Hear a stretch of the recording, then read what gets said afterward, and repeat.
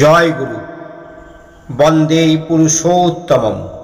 গুরু ব্রহ্মা গুরু বিষ্ণু গুরুদেব মহেশ্বর গুরুদেব পরম ব্রহ্ম তস্मै শ্রী গুরবে নমঃ।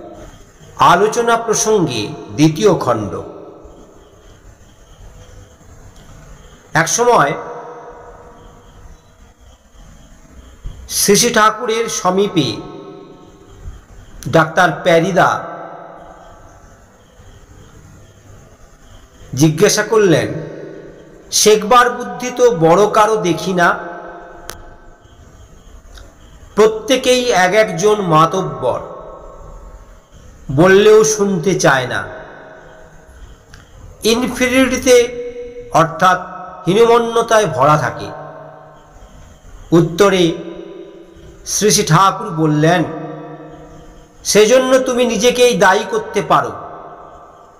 তোমার ভিতর যদি ছাত্রত্বের বোধ জাগরুক থাকে, তুমি যদি সশ্রদ্ধভাবে আগ্রহ সহকারে অন্যের কথা শোনো এবং যার কাছ থেকে যেটা গ্রহণীয় সেটা বিনীতভাবে গ্রহণ করো, আবার তা প্রয়োগ করে ফল পেলে 10 জনের কাছে মুক্ত কণ্ঠে যদি তার প্রশংসা করো, এইভাবে যদি বলো, আমার এটা জানা ছিল না, অমুকের কাছে শুনে ভেবে দেখলাম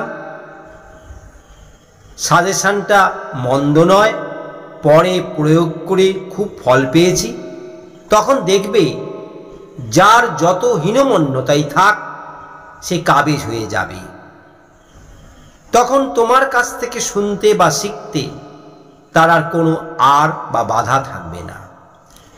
নিজে রিজিড অনমনীয় হয়েছ কি আর পারবে না?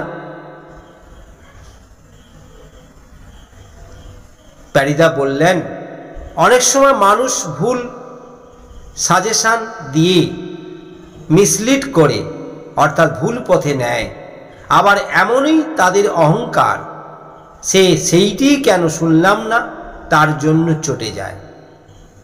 ঠাকুর বললেন, ভুল বলে যেটা বোঝো সেটা গ্রহণ করতে যাবে কেন? কিন্তু সেখানে তাকে ডাইরেক্টলি বিরোধ না করে তোমার পজিটিভ এক্সপিরিয়েন্স, বাস্তব অভিজ্ঞতা যেটা কারণ সহ সেইটি মিষ্টি করে বলবে, with all respect to the person, মানুষটির প্রতি যথাযথ শ্রদ্ধা দেখিয়ে। ন্যায়সঙ্গত ভালো কথাও যদি তুমি অকারণে রূঢ় ও রাগতভাবে বলো, তাও মানুষ শুনতে চাইবে না। আবার নিজের মেজাজ ঠিক রেখে অন্যের মেজাজের প্রতি লক্ষ্য রেখে খেলিয়ে খেলিয়ে রসিয়ে রসিয়ে তুমি কিন্তু অনেক কথা বসিয়ে দিতে পারো তার মাথায়।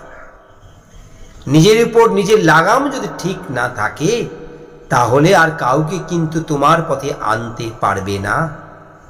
তোমার পথে মানে কল্যাণের পথে, সত্যের পথে, সত্তা সম্বর্ধনার পথে, অভ্রান্তির পথে, বিজ্ঞানের পথে, আর সে পথ সবারই পথ।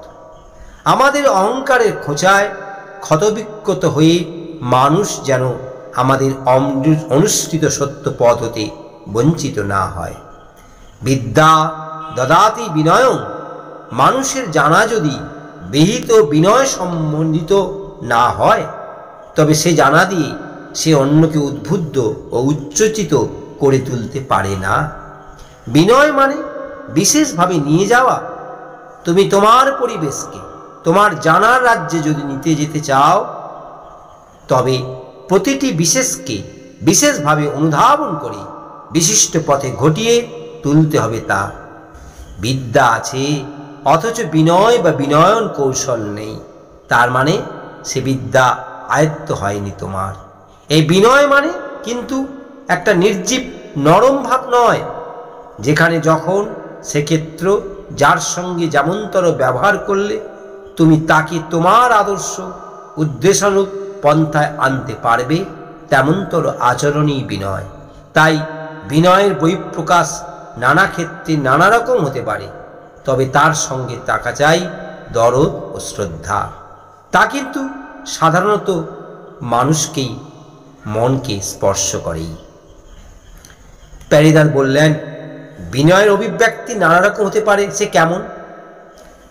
ঠাকুর সহাস্যে হেসে বললেন, আমার নিজের কথাই বলি, সে ভারী মজার কাণ্ড হইয়াছিল। তখন আমি ডাক্তারি করি।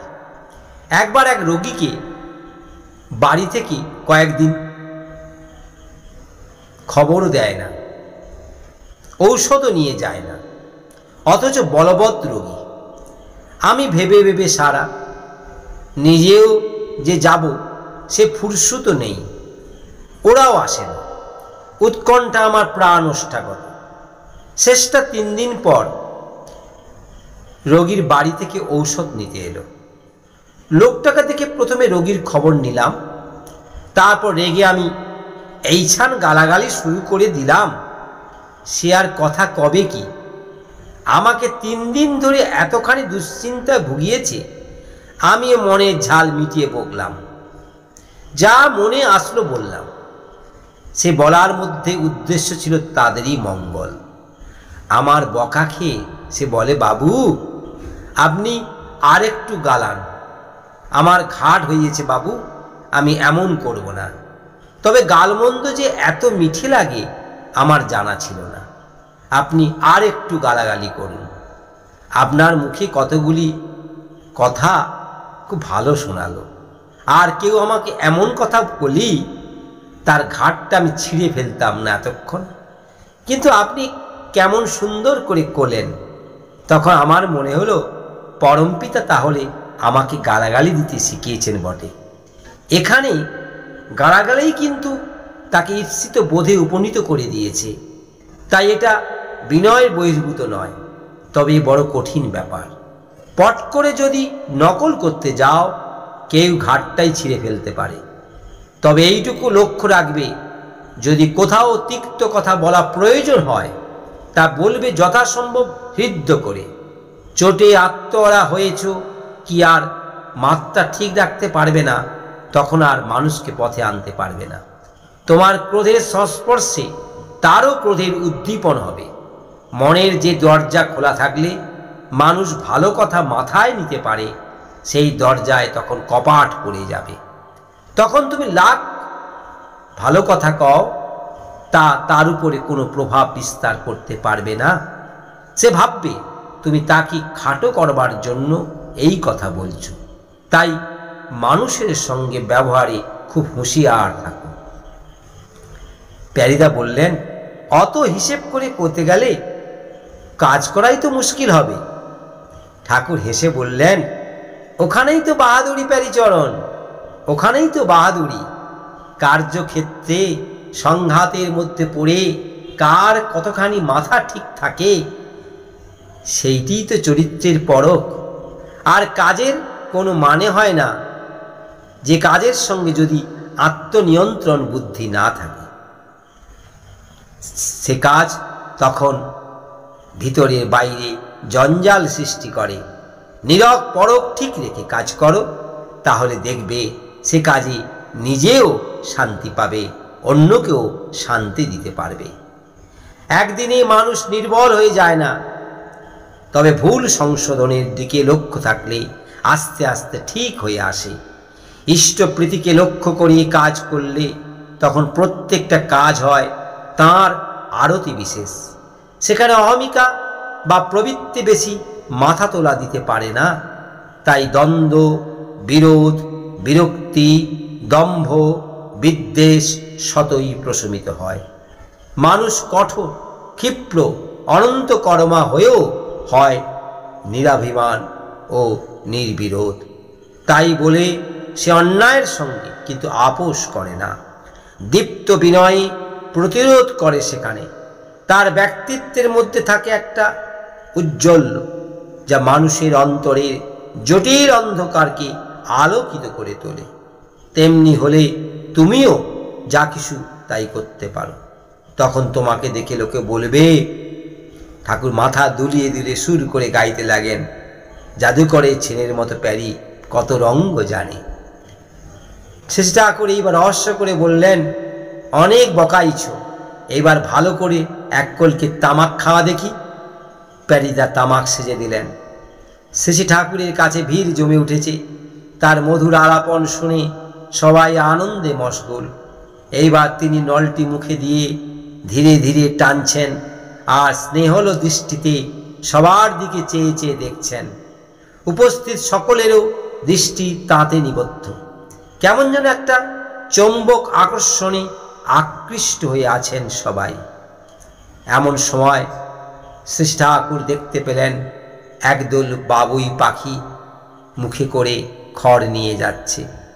শ্রী ঠাকুর দেখে প্রীতি ভরে বললেন, দেখ, বুদ্ধি কারো খুব কম নয়, মুখে করে খড় নিয়ে যাচ্ছে।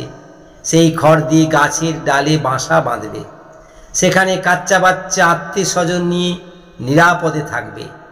পরম পিতা রাজ্যে যেদিকে চাওয়া যায় সেদিকে বিস্ময়ে ভরা। আঙুল দিয়ে দেখিয়ে দেখিয়ে বলছেন, ওই যে কচি দুর্ভাগাসটি অঙ্কুরিত হয়ে উঠেছে। জীবনের এই যে নবীন উদ্ভেদ, এরও মধ্যে লুকিয়ে আছে প্রকৃতির অনন্ত রহস্য, বিজ্ঞানের অগণিত তত্ত্ব।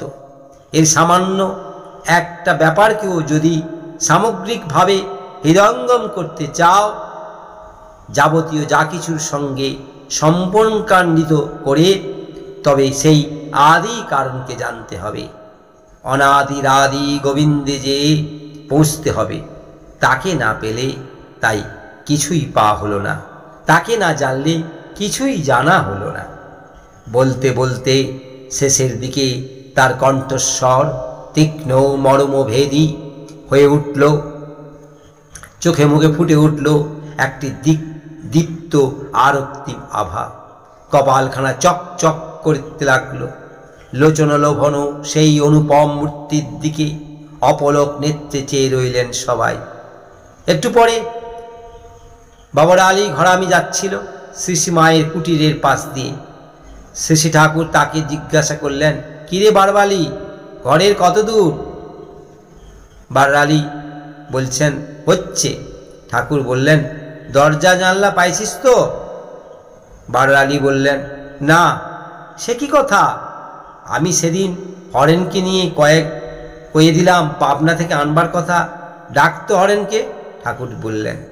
হরেন দাসতেই শ্রী ঠাকুর বললেন, বারবালি কয়, ঘরের দরজা জানলা বলে এখনো আনি দিসনি? আমি সেদিন অত করে কোলাম, আমি ভাবছি হরেনকে যখন কইছি তখন সব ঠিক আছে।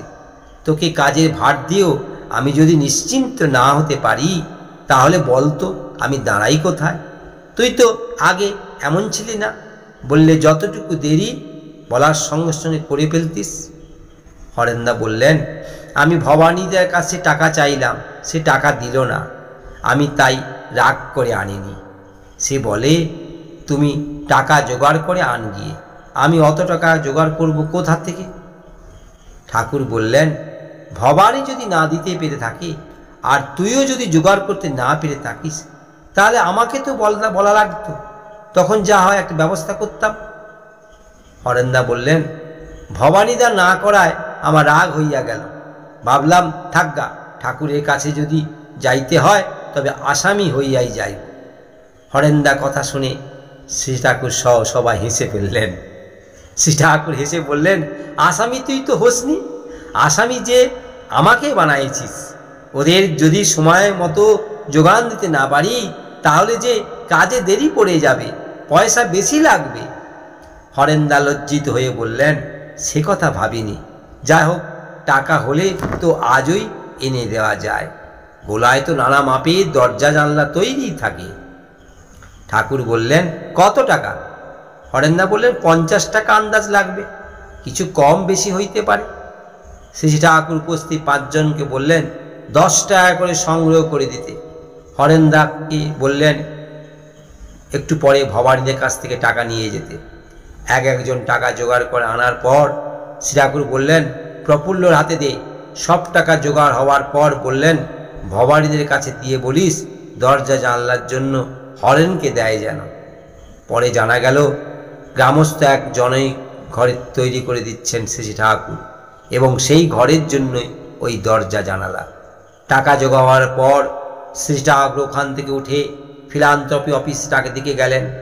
ওখানে যাওয়ার পর শশধরদা ব্যস্তসম্মত হয়ে বসবার আসন ও তাকিয়ে দিতে গেলেন। সেয়াকে বললেন, না এখন বসবো না। এরপর কিশোরীদার ঘরে পাশে গিয়ে স্নেহ মধুর কণ্ঠে ডাক দিলেন, ডাক্তার। কিশোরীদা আজ্ঞে বলে ডাক শুনে তাড়াতাড়ি ঘর থেকে ছুটে বাইরে আসলেন। কাজ কাম করতেছিলি নাকি? কিশোরীদা বললেন, না এমন কিছু না, একটু ঔষধ দিচ্ছিলাম। ঠাকুর বললেন, তাহলে যাও, কাজ সেরে আস গিয়ে। কিশোরীদা বললেন, ওদের ঔষধ পরে দিলেও ক্ষতি হবে না। ঠাকুর বললেন, না যাও, তাড়াতাড়ি হাতের কাজ সেরে এসো, আমি এখানে আছি। শ্রী ঠাকুর বাবলা গাছটির ওদিকে রোদ পিট করে একটা হাতলওয়ালা বেঞ্চে বসলেন। বসার পরক্ষণেই হাতে হাতে গাড়ু, গামছা, তামাক, টিকে, গড়গড়া, পিকিনদানি, সুপারির কৌটো, দাঁতখোটা, জলের ঘটিও এসে উপস্থিত হলো। একটু বাদে কিশোরীদা ঔষধ দেবার কাজ মিটিয়ে ওখানে এসে উপস্থিত হলেন। শ্রী ঠাকুর বললেন, তোরা একটু শর্ত, আমি ডাক্তারের সঙ্গে একটু কথা কই।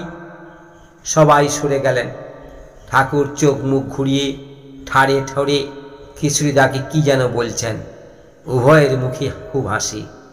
শেষটা দূর থেকে শোনা গেল। শ্রী ঠাকুর বলছেন, পারবা তো? কিশোরীদা সহজ ভাবে বললেন, আপনার দয়ায় এমন একটা কঠিন কাজ কি?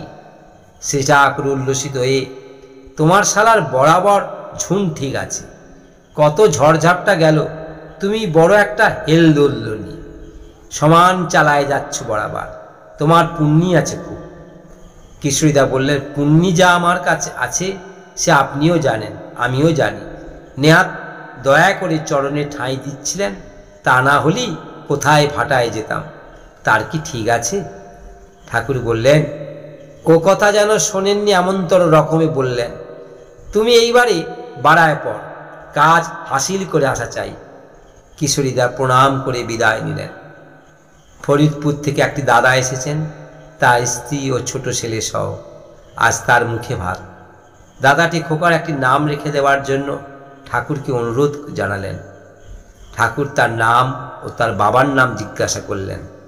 দাদাটি বললেন, শ্রী ঠাকুর সাধারণত পিতা ও পিতামহের নামের সঙ্গে সঙ্গতি রেখে সম্পর্ক রেখে নামকরণ করেন। ঠাকুর বললেন, এখন কিছু মনে পড়ছে না, পরে আবার স্মরণ করিয়ে দিস। মাটি বললেন, আমার বড় ছেলেটা বড় দুষ্টু, মোটে পড়তে চায় না, একদম কথা শোনে না। 8 বছর বয়স হলো, এখনো প্রথম ভাগ শেষ করতে পারল না। ঠাকুর বললেন, পড়ার জন্য তাড়না করিস না, আর পদে পদে নিষেধ করে কথাটা না শোনাটা কায়েম করে তুলিস না। যেভাবে চলতে দে, শুধু এইটুকু লক্ষ্য রাখবি, কোনো বদ অভ্যাস যেন আয়ত্ত না করে বা নিজেকে বিপন্ন করে না তোলে। ছেলে পেলে একটু ডান পিটে হয় সে ভালো, তবে ওই ডান পিটে মেয়েটাকে যত তুমি তোমার শিক্ষাদানে হাতিয়ার করে নিতে পারবে, ততই সে আমোদ পাবে এবং শিক্ষাটাও তার কাছে আনন্দদায়ক হবে। ধরো সে সব সময় মার্বেল খেলতে ভালোবাসে, অনেকগুলি মার্বেল তাকে কিনে দিলি, মার্বেলগুলি দিয়ে তাকে গোনা শেখালে, হাতে কলমে যোগ বিয়োগ শিখিয়ে দিলে, প্রথমে হয়তো মুখে মুখে বলল, সেটাও তাকে লেখার আনালে। এইভাবে ঝোঁকগুলি হাতিয়ার করে নিতে হয়। ওগুলি যদি ভাঙো, তবে পরে দেখবে ছেলে লেখাপড়া শিখেও অথর্ব হয়ে থাকবে। আমাদের মায়েরা ওইভাবে জানে না কেমন করে ছেলে পুলে মানুষ করতে হয়, তাই শিব গড়তে গিয়ে তারা বানরেই গড়ে বেশিরভাগ। বউর ভাগ মা বাবা ছেলে পিলে কি যেমনভাবে শিক্ষা দেয়, যেমনভাবে শাসন করে, তা আদৌ যদি না করত, তাহলে ছেলে পেলেদের পক্ষে ঢের ভালো হতো। নিষেধ করতে হলে জানা চাই কখন কোন অবস্থায় কেমন করে নিষেধ করতে হবে। আবার যদি আদেশ বা অনুরোধ করতে হয়, তারও রীতি আছে। সেগুলির দিকে লক্ষ্য না রেখে হরদমেই বলে যাচ্ছি, তার মানে ছেলেকে অবাধ্য হতে বাধ্য করছি, অর্থাৎ আমিই তাকে অবাধ্য করে তুলেছি। শুধু তাই নয়, মাই আবার হয়তো যেখানে সেখানে যার তার কাছে বলে বেড়ায়, খোকা আমার কথা শোনে না, সে কথা আবার তার কানে যায়। প্রত্যেকেরই একটা অহং আছে, তো ছোট ছেলে হলে কি হয়, তারও একটা মর্যাদা বোধ আছে। এইভাবে যদি তাকে উৎক্ষিপ্ত করো, অবমাননা করো, তখন দেখতে পাবে ক্রমে ক্রমে সে বেপরোয়া হয়ে উঠেছে, তোমার বাগের বাইরে চলে যাচ্ছে। তখন আর তাকে সামাল দিতে পারবে না। মা বাপের উপর ভালোবাসা যদি থাকে, তাহলে লেখাপড়া তো এক তুড়ির কাজ। তাই সবসময় লক্ষ্য রেখো, তোমার চক্ষুষ্মান সুসঙ্গত চলন ও আচরণ যেন তার শ্রদ্ধা ভালোবাসাকে স্ফীত করে তোলে। তখন ছেলেকে অত তাড়া দেওয়া লাগে না। ছেলে তোমাদের খুশি করবার গরজে নিজেই থেকেই পড়বে। এর মধ্যে রমজানকে দেখে ঠাকুর বললেন, কোনে গেছিল রে রমজান? রমজান মাঠে। একটু পরে নগেনদা এসে জিজ্ঞাসা, ঠাকুর বিরূপাক্ষ কথাটা মানে ভালো বুঝতে পারি না। ঠাকুর বললেন, বিরূপ মানে বিরুদ্ধ, প্রতিকূল। একটা কথা আছে, পরস্পর বিরুদ্ধাসম হি ভাগবতম। তেমনি যাবতীয় বিরুদ্ধ গুণ যার মধ্যে ফুলফিলিংলি অ্যাডজাস্ট, মাচা মরা, পাপপূর্ণ, ন্যায় অন্যায়, ভালো মন্দ সব কিছু যিনি মঙ্গলে নিয়ন্ত্রিত করেন, তিনিই হন বিরূপাক্ষ। নগেনদা বললেন, যিনি মঙ্গলময় শিব, তিনি আবার বিরূপ অক্ষিযুক্ত হতে যাবেন কেন? ঠাকুর বললেন, বিরূপ রুদ্রভাব দেখিও তিনি মঙ্গল করেন, তাই তিনি শিব। ছাওয়াল যখন অন্যায় করে, তখন মাঝে মাঝে আপনিও বিরূপাক্ষ হন না? এরপর শ্রী ঠাকুর চিঠিপত্র দেখে তেল মেখে স্নান করতে গেলেন। স্নান করে শ্রী ঠাকুর বাড়ির মধ্যে শ্রী শ্রী বড়মার ঘরে খেতে গেলেন। খেয়ে দিয়ে বিশ্রাম নিতে আসলেন মাতৃমন্দিরে। জয় গুরু, বন্দে পুরুষোত্তম।